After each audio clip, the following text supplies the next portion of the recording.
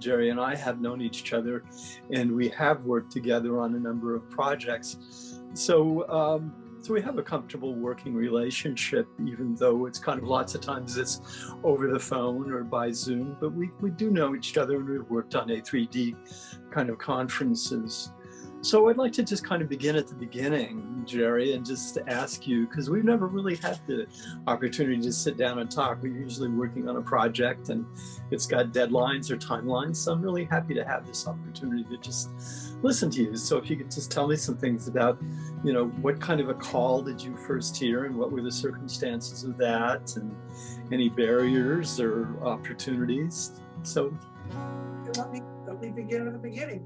I think that I first heard a call to some kind of ministry my senior year of high school. Wow, tell me more. I went to an all-girls Catholic high school, and I had some really strong women as role models. I'm thinking in particular of Sister Philothea, my English teacher, and I saw the kind of work that they did, and it fascinated me, and I realized that, you know, this is something that God called you to do. I knew I was not in the running to become a nun. I knew that from the get-go.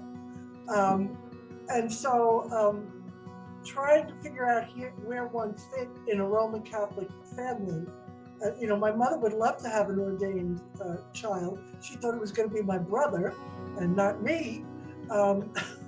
So I don't think she was disappointed in the long run, but and that call, then when I started in college, I became fascinated with the study of theology, and one of the guys I was dating at the time was a student at St. Francis College. I went to Hunter, which was a city college, and so I was trying to get into a theology class at his college, but at the time they were all boys and they wouldn't let me take a course. I had gotten Hunter to say they would count it as sociology, but the St. Francis College didn't want me in the classroom, so that fell through. So kind of a barrier, and it was kind of a barrier of women versus men at that time. Right. And then, of course, having attended college in the 70s, the women's movement was at the height of its building, of its sustenance, and so it was hard to be a feminist, to be a Roman Catholic. So my husband was Lutheran, and so we settled on raising our children as Episcopalians as a good compromise. And that's how I wound up realizing that I could have a vocation in the Episcopal Church. I didn't have to be a priest. I didn't want to be a priest. I knew I wasn't called to be a priest, and I knew that. And laugh if you want, because I have no patience with people. I mean, I have no patience with complainers and whiners. And I could see me telling somebody that they should get a hobby, they should raise canaries, they should go to the movies more often, maybe they need to read a book. But I still have no patience with a lot of that stuff. So the diaconate seemed to be the best fit. And my husband and I had become involved with a soup kitchen that was in the local Lutheran church, where our kids attended the parochial school. And I started working in the kitchen, and then I wound up getting volunteers to come and getting cooks to cook and setting up programs. And when the woman who had started it retired, I stepped into the leadership of the soup kitchen. And I thought that would be my ministry for the rest of my time in ministry. It was not. It changed. I wound up realizing that what I really was good at was training other people to take over ministries that I had started. And so that's what I did. In my secular job, I was teaching. And then I went from being a classroom teacher to a mentor for new teachers. And then I trained teacher mentors. And then I worked with principals and vice principals, working with new teachers and integrating them into their school communities. And I took a lot of those skills, and I use them in my ministry. And a lot of my skills I developed in my ministry, I used in my secular job. I mean, I can remember that I would have to lock and pull down the shade at my door, because during my lunch hour and my prep periods, people would be coming by to tell me about their problems and talk to me and asking me to pray with them. So I couldn't get my work done because I was busy praying with people at work. So. What kind of a school was it? Was it a religious school, or it was just a secular? Well, my first 5 years teaching, I taught in a Lutheran school. But then the rest of the time, 20 years, I taught in New York City in a very interesting intermediate school for 15 years, and then another 7 years as a staff developer. The intermediate school that I taught in, it was a really a microcosm of the city school system. We had kids who came from upper middle class families, and we had kids who were living in poverty. We had kids who were living in shelters, and we had kids who lived in mansions whose fathers and mothers had lots of inherited money. So it was an interesting place to be. So was your ministry as a deacon in the church was evolving at that time too? Yes, it was, because I went from doing hands-on stuff to really stepping back and becoming more of the person who would identify the people who could do the work, train the people who could do the work, and then move to the next project. Which is what I was doing in my regular secular career as well. Yeah. Kind of melded together. Does this relate back to the nun that you were talking about as being an initial role model? I think so. Interestingly enough, 2 years ago, I had my 50th anniversary of my graduating from high school, and we had a big party. And my sophomore homeroom teacher was there. And of course, I didn't realize at the time, she was our homeroom teacher, and she was 32 years old. And she wasn't, anyway, but she talked to me, and unbeknownst to me, they kind of kept tabs on all of us, and she knew that I was an Episcopal deacon, and she said to me, keep doing what you're doing, because you're doing what Jesus wants you to do. You're doing God's work. She said it doesn't matter to me, that you're not a Roman Catholic anymore, and you're still one of my students. That was very heartwarming. Another thing that I think a lot of deacons are interested in is what your relationship is with the rector and the priest, or whether that just really didn't particularly matter. It is usually when every 2 or 3 deacons are together, sooner or later they start discussing their relationships with their rectors. I guess I've been very lucky, because all of the rectors that I've served with have wanted to have a deacon and understood what a deacon is. Great. I served with Barbara Crafton. She had 3 deacons at the time working with her when she was at St. Clements in Manhattan, and she used to tell people, "I've got the baddest deacons in the diocese." We had the baddest deacons, which was her way of complimenting us. And then I worked with Buddy Stallings before he became the rector of St. Bart's. He was very supportive too. And right now I am between rectors, and that seems to be a curse of mine. I have had, I'm trying to think how many parochial assignments. The most I've ever been in a place is 4 years. Because the priests that I'm with, they leave. And my mantra is, take me on, you'll soon be gone. Because they move on. And they move on. Barbara retired because of health reasons. Buddy took a job at a big church in Manhattan. another priest that I worked with moved down to Maryland where she owned a house. So, and so that's been the story of my life, my mantra. Mm-hmm. But it means I also get to work with lots and lots of interesting people and meet lots of interesting people.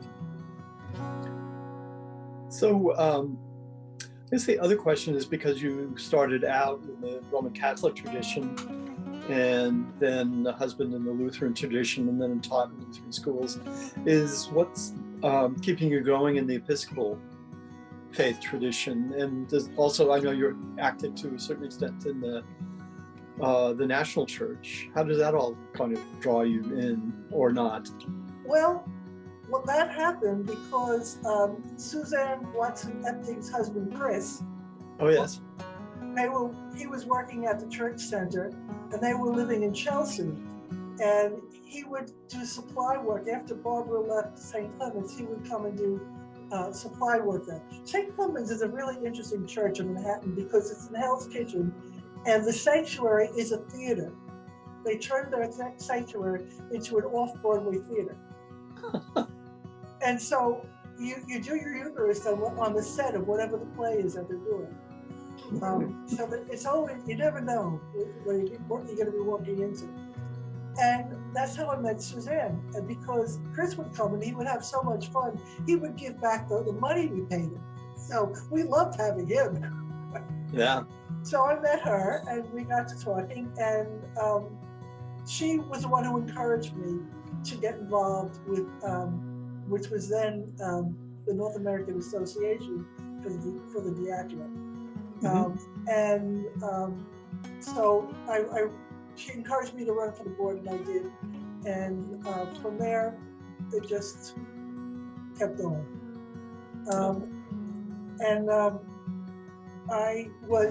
After I became a deacon, I went back to seminary and got an MA in theology and church history from General Seminary. And every time I had to write a paper, I wrote it from the diaconal point of view. Good. And then NAD, I would send a copy to NAD of the paper I wrote, and they would publish it because they're always looking for something to put in the newsletter. So then I began to get people who would contact me because they read what I wrote. So that was another way that I kind of got into the larger church community. I mean, I can see 1, 2, 3, 4, 5 of you who I've worked with before in some way or other. Well, there's a couple of, I'd like you to go in any direction you'd like, but there are a couple of things there, because you mentioned writing your papers from the diaconal viewpoint. I'm always interested in that, especially in scripture, theology, spirituality, but then also just in how you see the role of AED, what it's been doing and how that's helped you or all too. So, but I'd like you to just, you're on a roll, just go where you want. Well, when I started to take classes in general because I felt that my diaconal formation was not that great. It's different now in New York. I must say it has improved 150%. Because if Denise heard me say that it was, she's doing a great job of it. But so I started taking classes at night, and I didn't want to just go on. I didn't want to just audit them. I said, if I'm going to take classes, I'm going to take them for real, and I'm going to get academic credit for it. So I spoke to the admissions officer there, and she said, look, we're experimenting with this Master of Arts program, and I think you would be a good fit with this. I think you should think about it. So that's what I did. I took 14 credits as a non-matric, and then I applied for matriculation. And seminary is a tricky place because they don't really know what to do with the deacon. They really didn't know what to do with me. I made my own path. I created my own program. When I applied for matriculation, one of the venerable professors said, questioned whether or not I had the academic chops to do graduate work. I already held a master's degree. And I had taken one of his courses and I got an A. So the head of the committee was like, well, if you gave her an A, she must have the academic chops to do the work. And then they admitted me into the program. So, you know, and the funny thing is, like in 2018, they gave me the Distinguished Alumni Award at General Seminary, which actually was instigated by Lori Mills Curry, who was the executive director of AED at the time. And between her and Denise, they kind of came up with this idea. So, you know, I think looking at the work that AED is doing now, because I'm on that joint task force, which is the fund, I think that they're going in a really good direction. I think that we need to think of AED as Deacons as our professional organization. Yeah. And you know, and as a teacher, I joined a professional organization of educators, social studies teachers, and I think that AED is going in a good direction to encourage people to think of it as a professional organization for deacons across the country, and you know, not only across the country but in the province as well. Yeah. Just a question on that. This is a serious question. Is how long ago was that you were taking courses at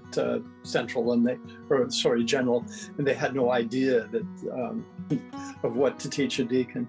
Well, I took classes at night. I started in 2000 and graduated in 2008. Yeah, because another real comment is that Bexley Seabury, particularly Julie Lytle, is really taking it seriously, that Bexley Seabury and others should do education for the deacon. And by the way, I'm on the board, so I'm going to plug them. And is really looking to AED and the competencies. And that is really, because we're on some calls with lots of dioceses, and they really are looking to AED to much more standardized. But anyway, that's just a side comment. Well, and yeah, I understand that, and I just did a course for Julie on mentoring deacons. Yes. Actually, see that. So yeah. So anyway, where are you now, and what's next? Well, right now, I am at retirement age, and the church that I'm attached to, the rector just, of course, this happened.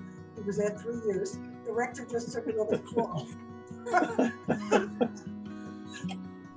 And I have promised the congregation and the bishop that I will stay on through the time until they call somebody. And then, you know what? I want to retire. I want to be able to have brunch on Sunday mornings with my grandchildren. I want to be able to hop on the ferry and go to Trinity Wall Street if I feel like it, or, you know, drive over to Brooklyn and go to St. John's over there if I feel like it, and do what I, enjoy myself.